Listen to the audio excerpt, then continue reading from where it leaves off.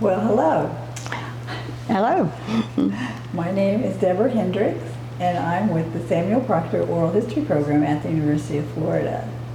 And today's date is May 27th, 2023, and we are at the Stephen Foster State Park for the Florida Folk Festival. And today we will be speaking with Ms.Linda Waldron. Thank you very much for coming today and talking with us. We really appreciate it. We are also joined by Sarah Berger, yes, Sarah Berger, and so that's all people here that will be involved in the interview. So the first thing I'd like to start off with asking is if you can state your full name for us. Linda Beth Morgan Waldron. Okay, thank you very much. And Ms. Waldron, can you tell us where and when you were born? I was born at my mom and daddy's old home place in Hamilton County. Born at home, March the 2nd, 1943. Born at home. Okay. And did you grow up what town was that? White Springs. Jasper was the state, what do you call it? The county seat. There you go. Okay. So, and grew up. That's how we got our mail, was through Jasper. So lived in White Springs all my life. So.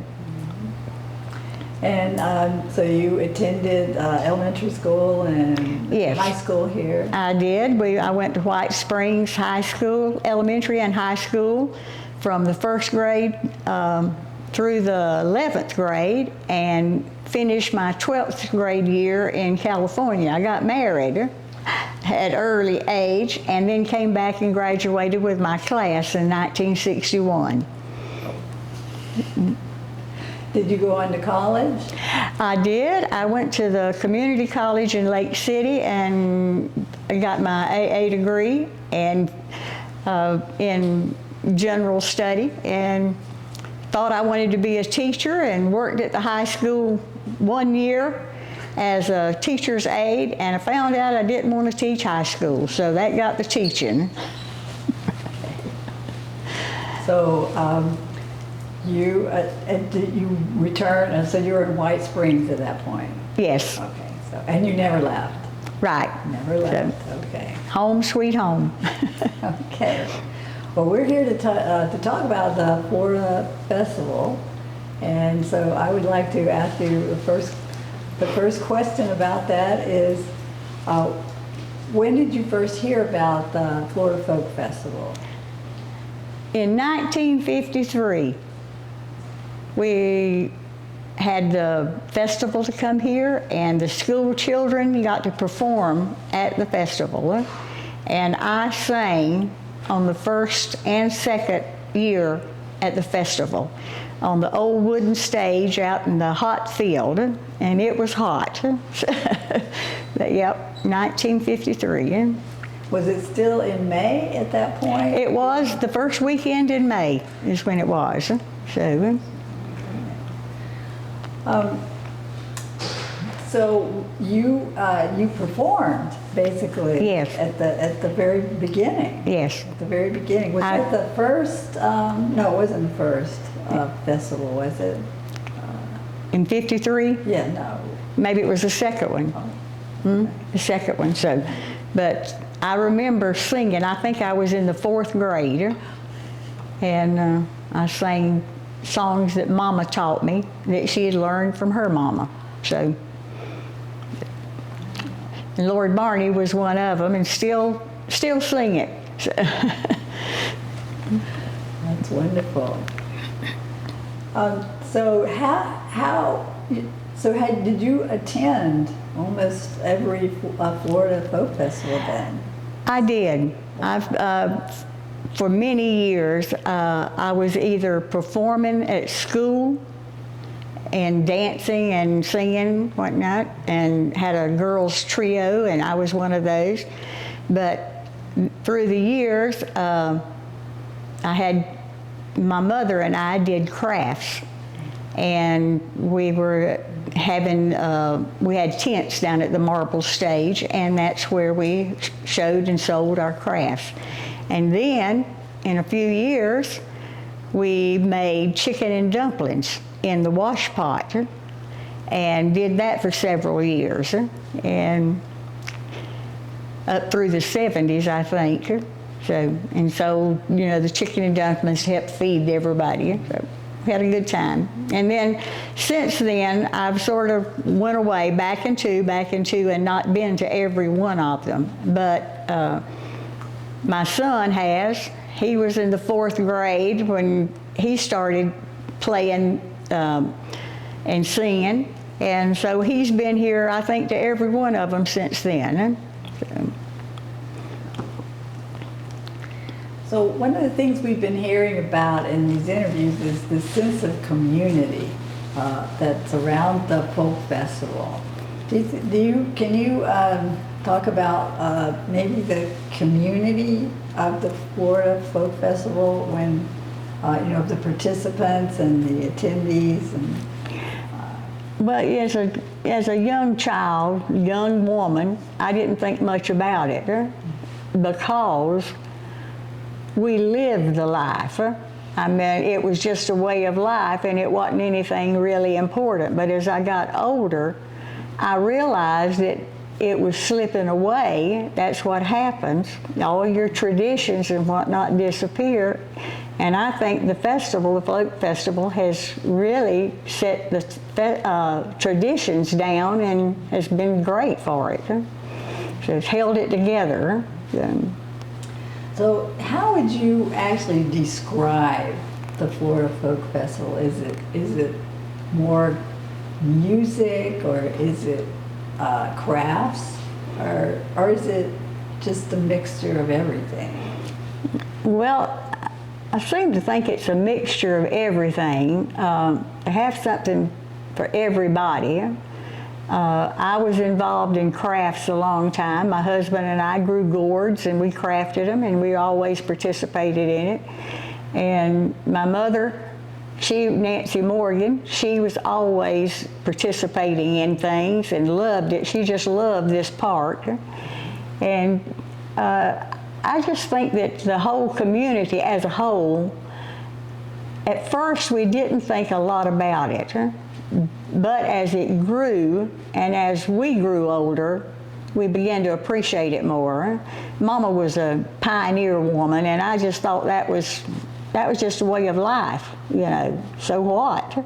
I was raised that way. We had to eat biscuits every morning. Instead, we didn't have toast.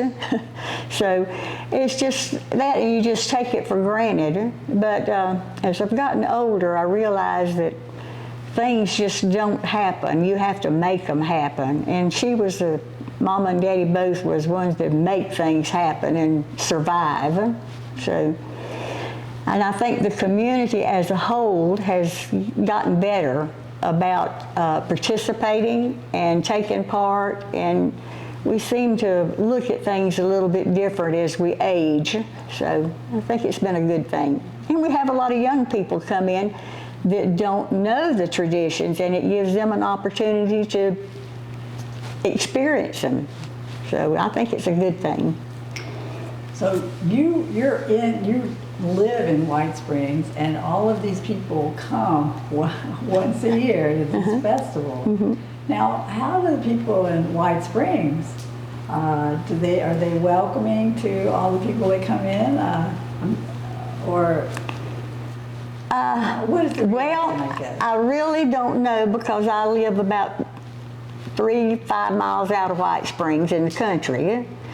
But as far as me and my family, we've always welcomed it. It seems like it's been part of our life. But I don't know about, as a whole, the people in White Springs, how they feel about it. Because it sometimes creates problems with traffic and things. But it does bring people in, and people spend a little money as they come to White Springs, whether it's food or gas or different things, you know, and come to the festival. So I think it helps the economy in a way, too. Absolutely. So, all of these very talented people come to the folk festival, and this gives you an opportunity maybe to see people once a year. You have that would normally not be here. Is there anyone or anything that you really look forward to seeing every year in person? Anything, any event? Well, a lot of the musicians, they become family, you know, and especially since my son picks and sings and he is part of it, you know, and Mama, you got to remember so-and-so, you know. Well, sometimes I forget, but he reminds me. But yeah, I think they're all close, and we love the musicians, and especially the picking and singing, and it's just great. And I even like a variety of music. I used not to, but I even like the variety, because as a whole, we don't get to see a variety. You know, we seem to tend to stick to one type of music or one idea and whatnot. So I think it's good, and not too much of it, but a little bit of it too. So. Well, along that line, have you maybe come to appreciate a type of music that you normally might not have had exposure to? Well, in a way, you know, but I guess my old roots are in country and bluegrass so deep till it's hard to get out of it. Love Southern gospel, and it's just, you know, but it is nice to hear other people and what they do and what they play, and so I like that part of it too. Well, one of the things also we've been hearing about are traditions that are within the festival itself. Can you think of any traditions that you've seen kind of happen over time that are specific to the festival? Like, I don't know, any acknowledgments or anything like that?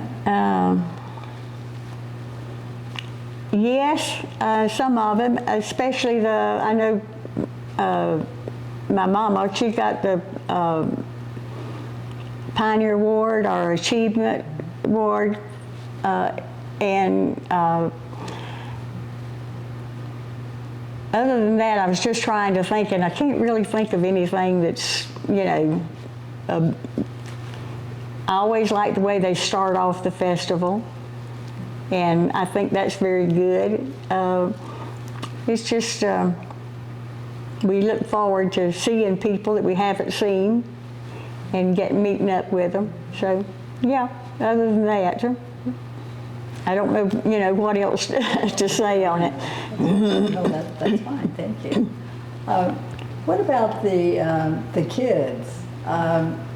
What kind of activities do they have for the kids specifically that in the folk festival? Can you think of any that, for the younger crowd, maybe they don't want to, you know, necessarily hang out with their parents all day? Is there anything like that appeals to the kids, or do they seem to be enjoying themselves, I will say? I just started to say they get to run and play, and they see the Seminole Indians, and they see different tents that they can visit to see the music that's going on or the storytelling that's going on. Now, how many go, I don't know, because I'm always busy somewhere else. But the kids always seem to be happy and doing. I know one year I made Palmetto hats, and the kids, you couldn't make enough for them, you know. Well, it comes and goes. It's like anything else, it's a trend, you know. But I think sometimes the kids don't realize that people actually make things, and they think you buy everything in a store, you know. So I think it's good for them to see these people picking and singing and talking and visiting, and not always stuck on their phones or computers or not, so. Well, getting to the crafts, so this is you make these palmetto baskets? I make the sawtooth palmetto hats. I learned from a lady here at the festival years ago. I must have been 10 or 12, something like that. And she was making hats and sold them for $0.10 a piece. And I bought one of them and took it home with me and took it apart and put it back together. That's how I learned how to make them, because I could unfold it and put it right back together. And I can't think of her name, but she did that for several years, an older lady. And now I'm the older lady. But I've enjoyed it.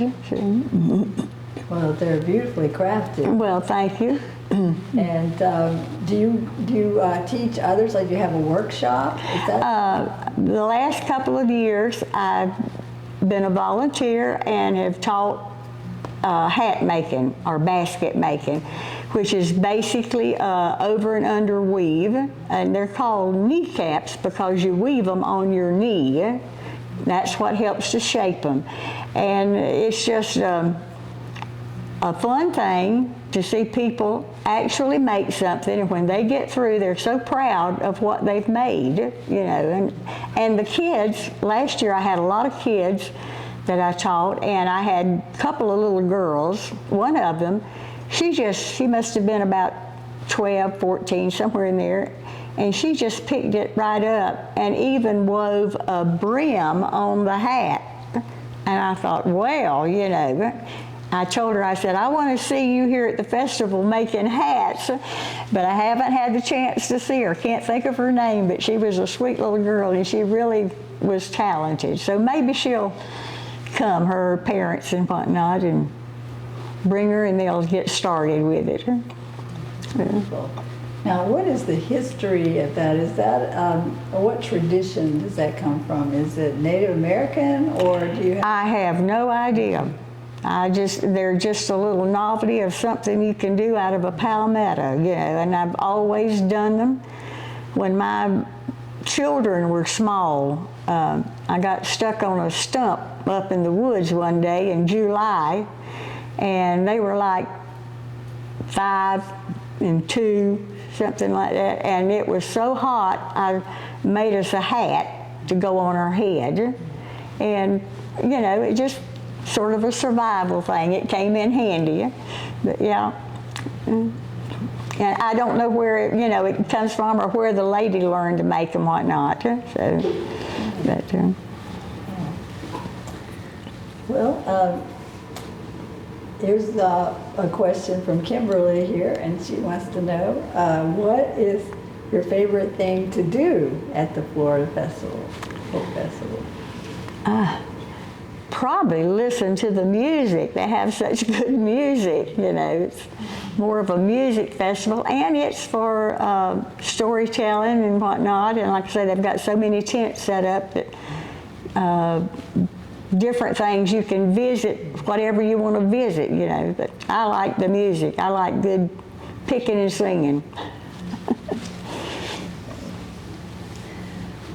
So, do you have a favorite memory of, I know you must have a lot of great memories.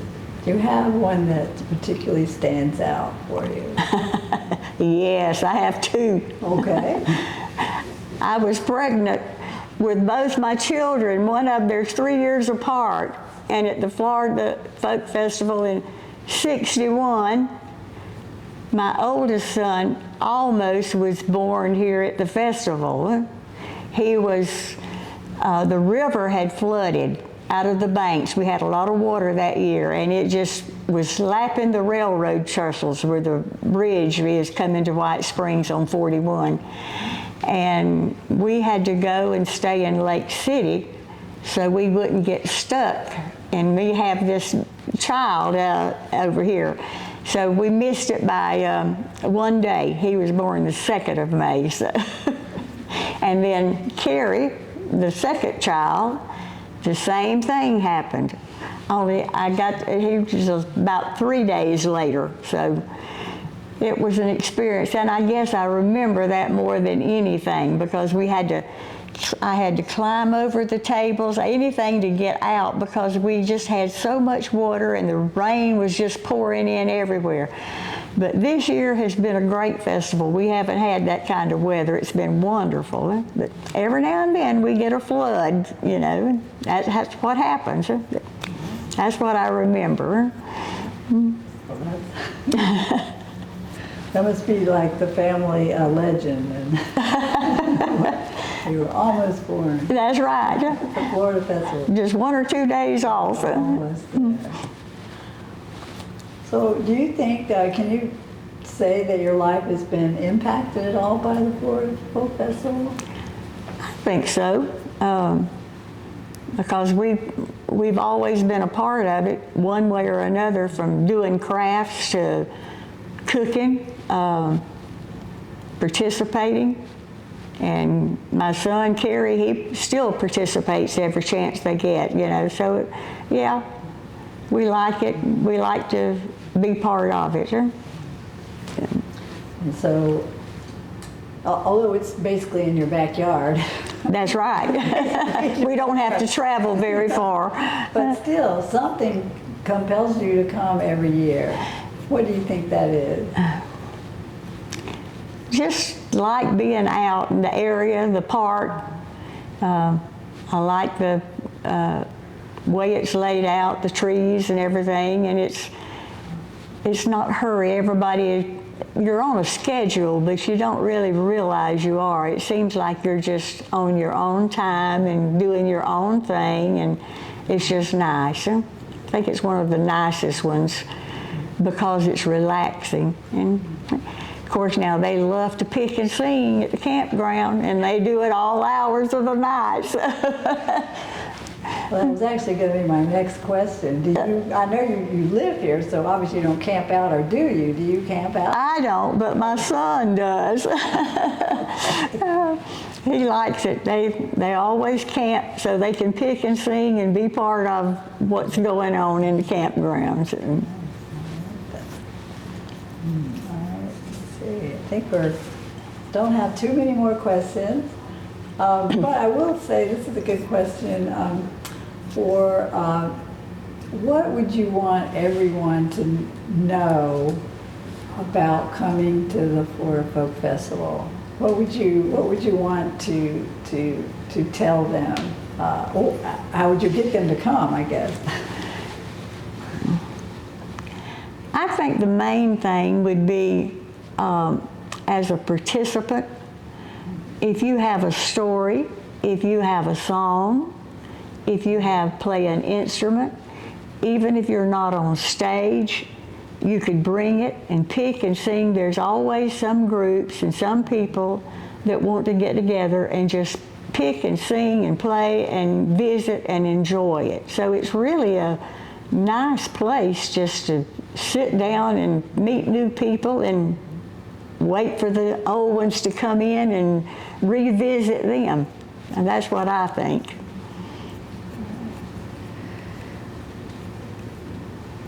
I guess the last question I would ask is there anything that we haven't talked about that you might want to leave for the record or say?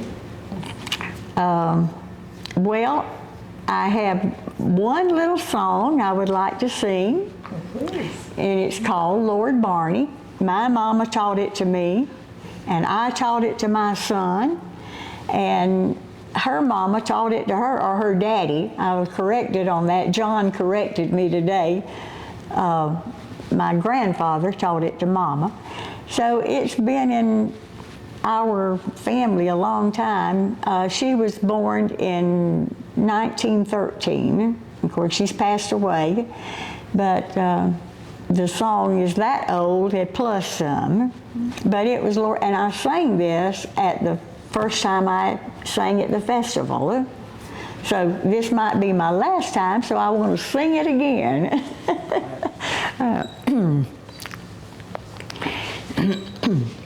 Lord Barney was a brave hunting man, and a hunting he did ride. with a gun all on his hunting arm and a broadsword by his side. He rode till he came to Aunt Jane's gate, and ding dong he did ring. And who was there but his own true love rise up and bid him come in? Come in, Lord Barney, oh, said she, and stay a while with me. I will give unto you a bright shining light and a seat beside of me. I can, I will, I must come in, for I have but a moment to stay. For the girl that I love much better than you, I must see for breaking of day. She took Lord Barney all in her arms, and her kisses were so sweet. And she drew from her side a pin-pointed knife and wounded Lord Barney so deep. It's 3 long hours till the breaking of day. It's 3 long hours, thought she. Lord Barney has died all in my arms, and it's time you've taken him away. Some took him by his golden curly locks, some took him by his feet, and threw Lord Barney in Aunt Jane's well, where the water was cold and deep. Wow, thank you. That was lovely. Thank you so much. If you have another one, you can. We got time. Well, I don't sing as well as I used to, but anyway, I just wanted it recorded. It was just one of the songs, and maybe somewhere down the line, somebody knows something about the song. So. And so this song was from your mother? Yes. And that's where you learned it? That's where I learned it. Huh? And this was the song you sung at the Florida Folk Festival? Right. When you were in the 4th grade? Right. Wow. So. That's great. Well, how about, do you have anything that you want to ask Sarah? I wanted to ask about your family. I feel like you mentioned your son. How many children do you have? 2 boys. 2 boys? Mm-hmm. And they're both here? One of them is, the other one had left earlier. He had something to do, but yes, they usually come to the festival, both of them. And Kerry is the youngest one. He always participates and sings, and he sings with the Bullard brothers and friends. And they pick and sing and have a good time. So you've just been coming like as a family since your children have been young? Yes. That's a cool family tradition. So they meet other musicians here, made friends with a lot of them, and they all just get together and pick and sing, and so it's great fun for them. I'm a little bit too old to enjoy it. My bedtime's early. But I've enjoyed the festival over the years. So. Many more, I'm sure. I hope so. I just have one last question for the record. What is your mother's name? My mother's name was Nancy Fouracre Morgan, and she was married to Ray Morgan. So in 1932, I think. So. Well, that's great. Well, it's recorded perfectly, so we have a great recording for you. And with that, I will say thank you very, very much. Well, I've enjoyed it, so I hope it's been satisfaction. Factory to y'all. Wonderful. You're doing good. Okay, you do all right, son. Bend the stem and make a little berry basket out of it. So, and sometimes they are not quite as spacey as this. It's the way it's dried.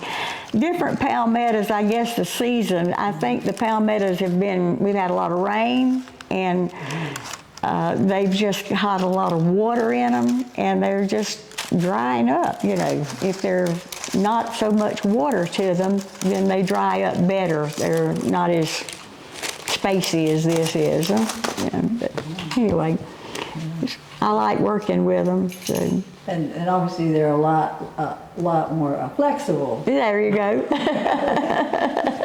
All right. Well, So- thank you so much. Okay.